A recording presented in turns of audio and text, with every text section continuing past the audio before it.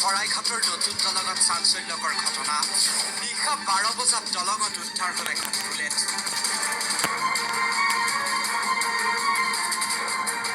বুলেটৰ গৰাকীয়ে ব্ৰহ্মপুত্ৰত মৰণ জাপ দিয়াৰ সন্দেহ হয় শৰাইঘাটৰ নতুন দলঙত পুনৰ অঘটন প্ৰথমে মন কৰক এই বুলেটখনলৈ AS01DS 9894 নম্বৰৰ এই বুলেটখন গভীৰ নিশা উদ্ধাৰ হৈছিল শৰাইঘাটৰ নতুন দলঙত আৰু তাৰ পিছৰে পৰা সন্ধান নাই বুলেটৰ গৰাকীৰ যুৱকৰ নাম ৰবি বৰা ঘৰ শিৱসাগৰৰ সোণাৰীত ওজা হোণ্ডাইৰ কৰ্মচাৰী ৰবি বৰা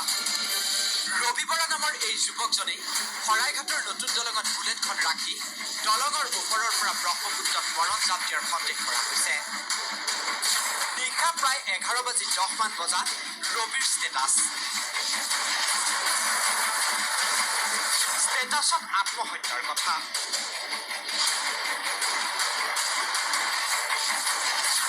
আত্মহত্যা কৰিবলৈ গৈ থকা বুলি ফোনো কৰিছিল বন্ধুলৈ আৰু তাৰ পৰাই আৰক্ষী নিশ্চিত হৈছে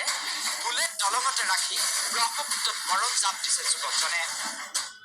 নিশা 12টাত পিছপনত এখন